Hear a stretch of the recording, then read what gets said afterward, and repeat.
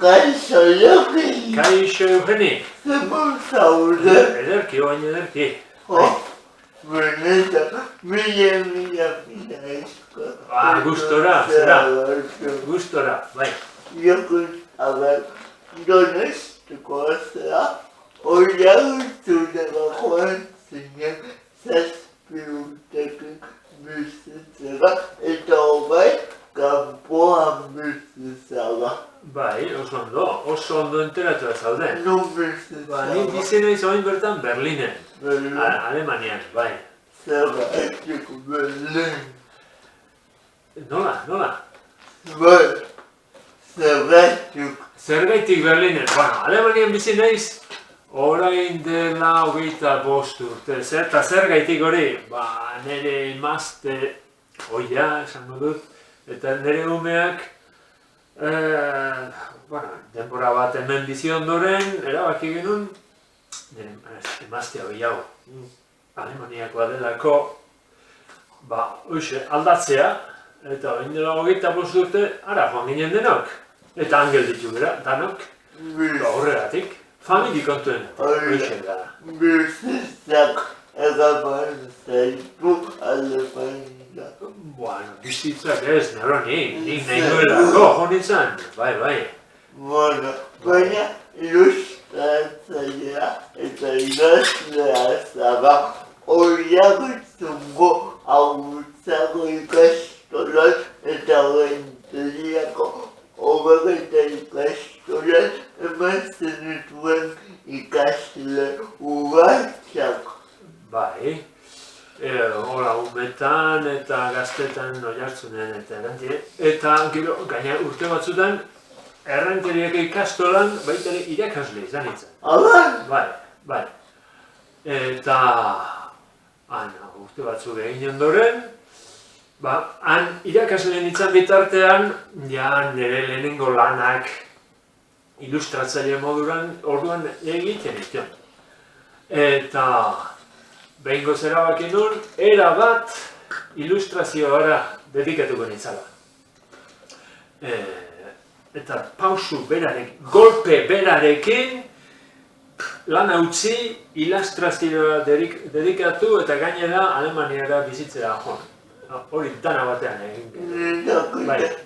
Nirakidela, lehenengo lanetako bat, ezan materiala egin galdakaoko ikastola bentzat. Bai, oso ondo, Eugeni, ondo enteratu ez zaude. Hori zen askoz lehenago, Bilbon biltzen itzan, arte ederrak ikasketak egiten ari nintzen bitartean, eta nire ikasketak ordaintzeko, irakaslei bere materiala egiteko, esklabo lana egiten nuen. Bai, oso pix-pixka pagatzen zidaten, marazki batzuk egiteagatik, eta zinitzen. Ezen duzakegu gabe, oztopo batzuk gainditu behar izan zenituela, ez? Oztopo batzuk, baina oztopo berezirik, ez? Ezin dut esan, inerkola. Ez, hori, oztopo txiki. Bai, zezango dizut, gero etortzen ziren oztopo handiagoak. Bai, geroago oztopoak ziren handiagoak. Izan ditut pagatzen ez zuten enkargo emaleak eta enkargo emale txarrak eta desagertzen zirenak eta edo kiebra jo duten argitaletxeak.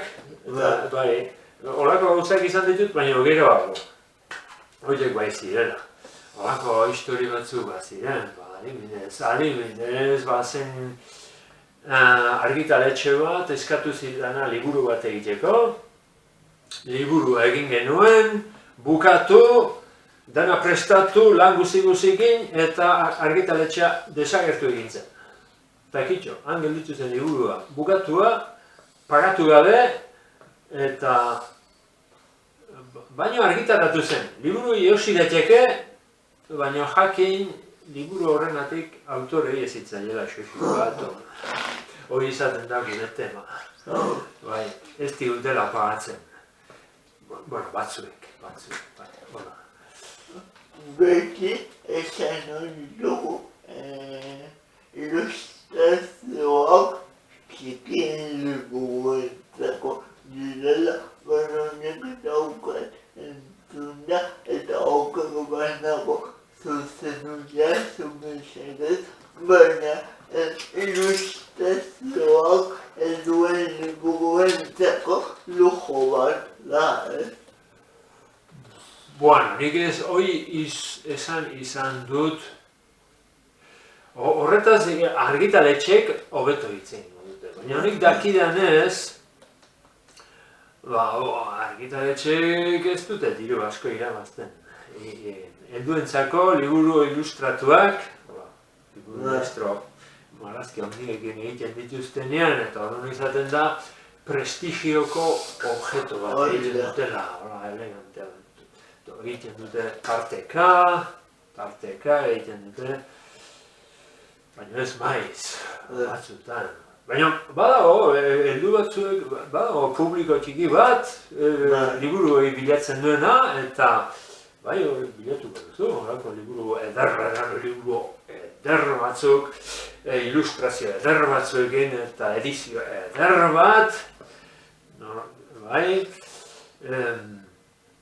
baina horiek ez dira izaten asko zabaltzen diren liburuak, bai, horregatik esango nuen. Zein, gogoratzen zara ilustratu zenuen lehenengo liburua. Lehenengo liburua ez dut oso ondo gogoratzen, baina esango dut izan zitekeen. Izan zitekeen Pello Añorga.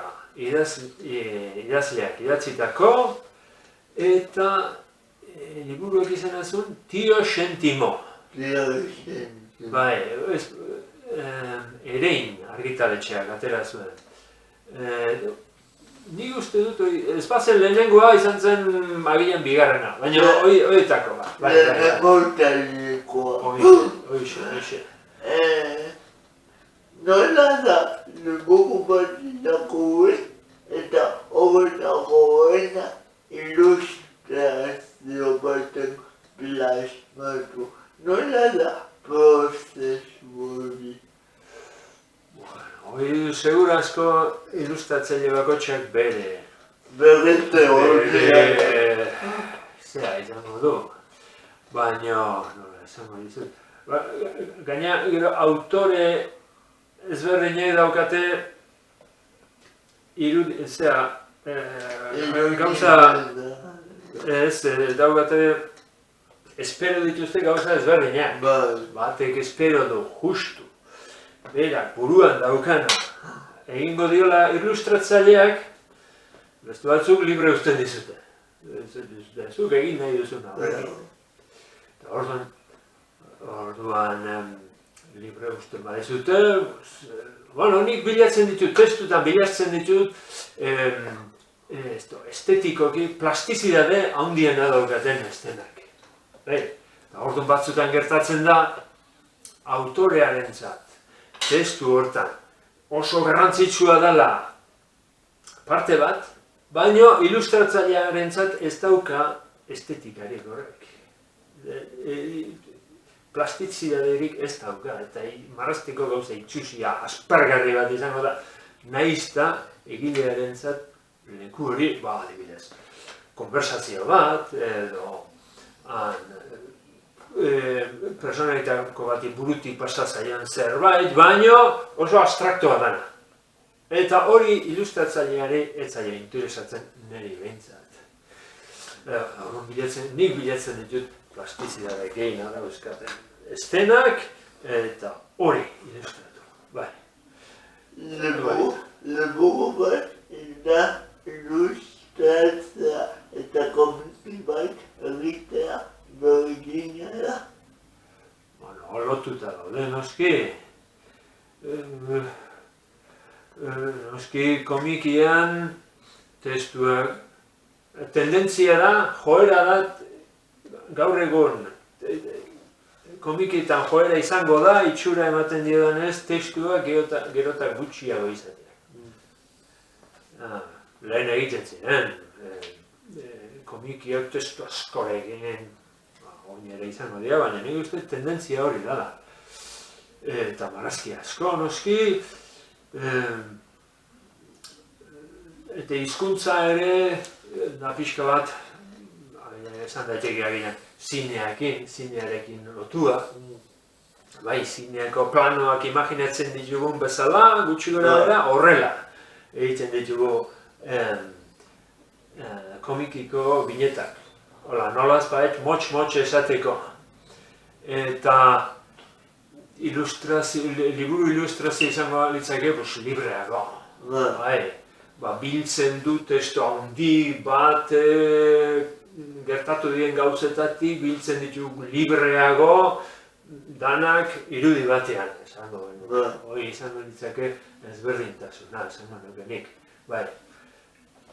Zenbat denbora pasa dezakezu ilustrazio bat egiten, zerrenak ez dira berdinak izango. Nik oso azkar marrazten dut.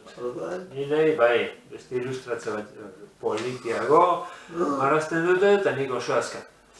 Hori irakurleari berdin zaio. Bai, berdin zaio. Zuk azkar egin duzun edo poliki egin duzun berdin zaio. Arek nahi du ederra izatea bukaeran. Eta nik nire ilustrazio batzuk daude segundo batzutan eginak. Oso azkar. Batzuek danak ez, baina batzuek bai. Txuri beltzeko ilustrazio bat tintarekin eta pintzelarekin oso azkar egin dezaket. Baina generalean, hor bat edo bi, koloreetan egin behar bada, eta hori ezberdintasun denbora diferenteak izan dut. Baina esango dugu ni azkarretakoa nahi zen. Ni baino azkarrago gutxi egoko dira. Magoltzea, magaztea, zer da hori zuretzat? Batzutan da terapia bat ezela. Bai. Niretzat bai. Zuk ere marraztea duzu bat. Pixka bat hori bezala. Horrek esan nahi du baietz. Gustatzen. Bai, baietz. Hola, bai, espresio bide bat. Nik hitz egiten dut, baina modu zatarrean. Ez zait kaso asko egin behar, nik esantakoari. Egia dauka, gehiago dauka marraztutakoak esango nukenik. Eta gaina da, bai, hola, terapia. Horrek esan nahi du, batzuk esaten dute, behiratu marrazkiari eta ikusiko duzu egilea ze estatotan zeon, triste zeon, edo haserrez egon. Nik uste dut hori ez dala ikusten. Agian kontrakoa eta dana ikusten dela. Bai, triste nago, eta hori tristura hori, simpleki esan da, tristura hori kentzeko marrazkia agian ikusiko da. Inoiz baino alaiago, motx esan da. Bai, horako gauzak gertatzen dira, bai. Leno izan duzu, agutezelak ikasi zenuela, Bilbok, suposatzen Deustuko unibertsitatean, ez? Ez, Euskal Herriko unibertsitatea da. Baina, berdin du, bai. Galdera da, zergatik atezelak? Segurazki, motx esan da bestetarako zenuelako balio. Bai. Zamugu bai, jakin. Ez dakit, dudakin bizi beharko dugu. Kontua da, marrazten umetan eta beti, eta horren, aukera zazu zure talentoarekin bat datorren karrera izango da, hobe izango duzu arte ederrak ikastea. Bai. Gero arte ederretan ikasitakoak ere ez dakit askotarako balio izan didan, han ere danak nahastuta ikasten dira eta bintzat handik hasi nintzen, bai. Bueno, lo que va, mira esker etortzea bateko benetan. Bai, zera, gustora etorri naiz, Eugeni. Bezaleko diago musu handiba guga ikuslean. Agamente. Agur! Aio denoi!